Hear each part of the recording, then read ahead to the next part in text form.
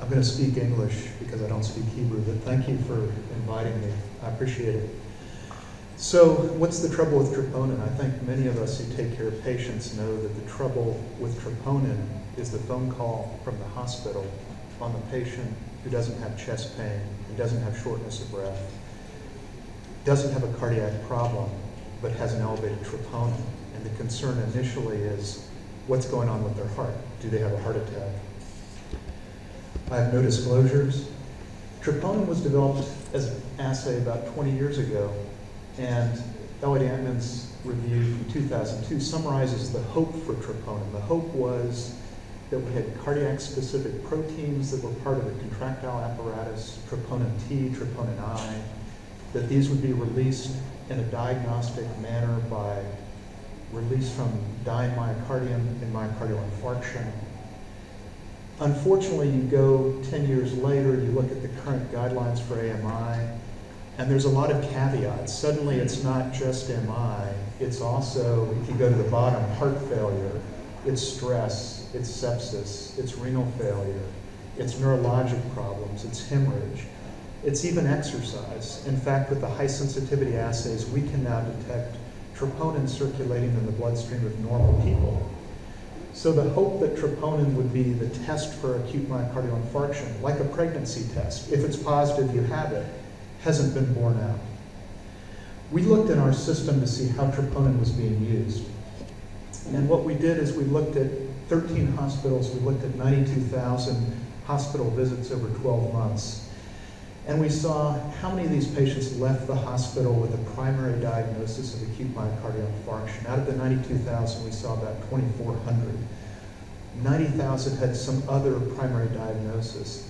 So 22% of the abnormal troponins were associated with patients who had a primary diagnosis of AMI, but 78% were associated with other primary diagnoses. We then looked at, what about any diagnosis, primary, secondary, anything? And we found more diagnoses of acute myocardial infarction at discharge, but again, only 29% of the troponins were associated with any diagnosis of myocardial infarction. The majority, 71%, were associated with other primary diagnoses. This is in our system in 2014.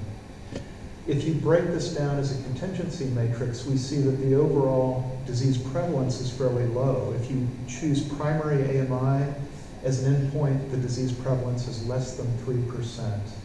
If you choose any myocardial infarction, it's less than 4%. Interestingly, sensitivity and specificity are very high. They're greater than 90%. And this is a good example of how you can't just look at sensitivity and specificity, because what I care about as a cardiologist is diagnosing a heart attack. That's positive predictive value. I want a test to tell me if a heart attack has occurred. Positive predictive value for primary MI, 22%, for any MI, 29%. The negative predictive value is very high, greater than 99% under either scenario. So in the contemporary troponin use in our healthcare system, we see a high negative predictive value, greater than 99%. We see limited positive predictive value. And while there are new higher sensitivity assays on the market, they cannot improve positive predictive value. In fact, they may lower positive predictive value.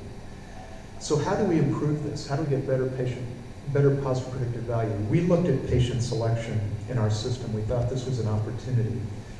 We looked at outpatient testing. We expected that the majority of testing would occur outpatient, emergency room primarily.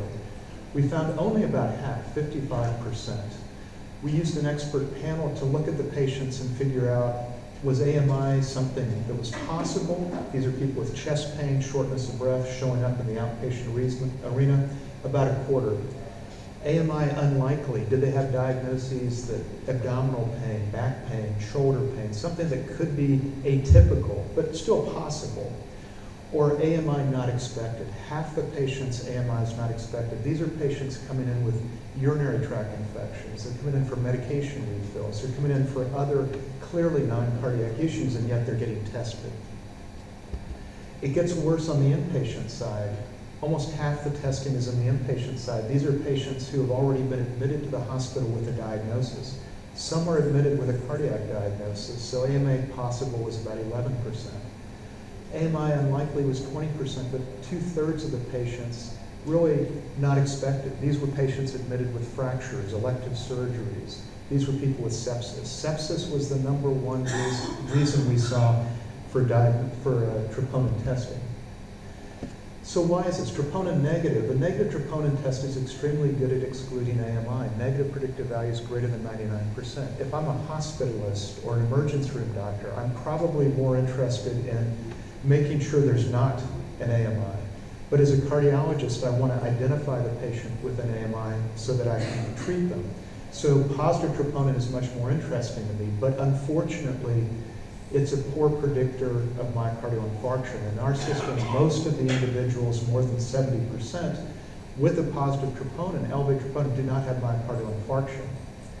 Positive predictive value at best was 29%. So how do we improve the positive predictive value? This is what we've been struggling with. It cannot be improved with higher sensitivity assays. Our system recently has adopted the high sensitivity assays. They're now FDA approved in the United States, but this is not going to solve our problem. It may make it worse. It can't be improved with better patient selection. Our data clearly shows we are testing too many patients, and we need to stop testing patients not expected to have AMI. But how do you convince the emergency room, the hospitalists, the people that are worried? They're worried they'll miss the one. I don't care if they miss the one. I'm more interested that we find and treat the people who actually have the disease. It might be improved by increasing specificity. And we don't hear a lot about increasing specificity because it's very hard to do with the existing assays. The specificity in our assay, in our population, is about 91%.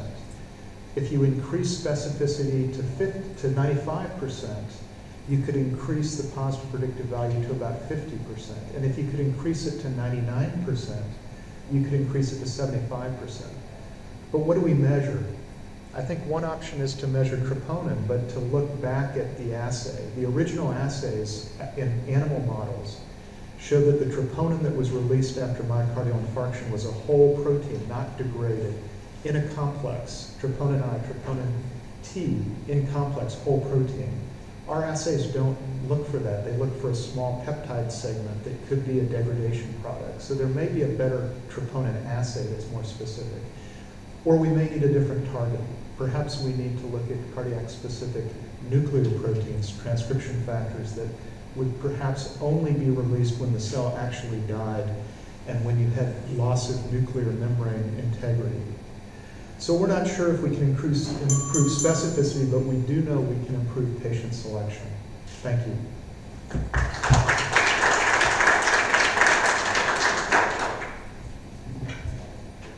Thank you for the presentation on the very hot topic. A few short comments. First, I think you've had a very easy life in this case so far.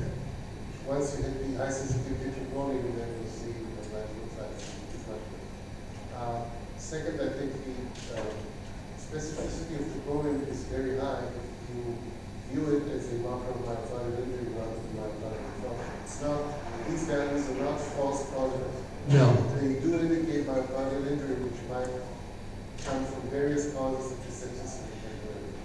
But the most important point, I think, is the road to go. It's tough and it's complicated, but the road to go is really dangerous. And I think the studies performed by Mr. Miller more closely in Switzerland have shown that if you analyze it carefully, repeated measurements obtained within 1 hour, 2 hours, they're very critical.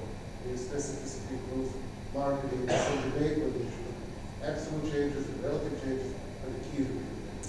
Yeah, I agree, and I think it's fascinating that we don't, even after 40 or 50 years of understanding that sepsis, for example, is associated with cardiac dysfunction and injury, we don't know the mechanism.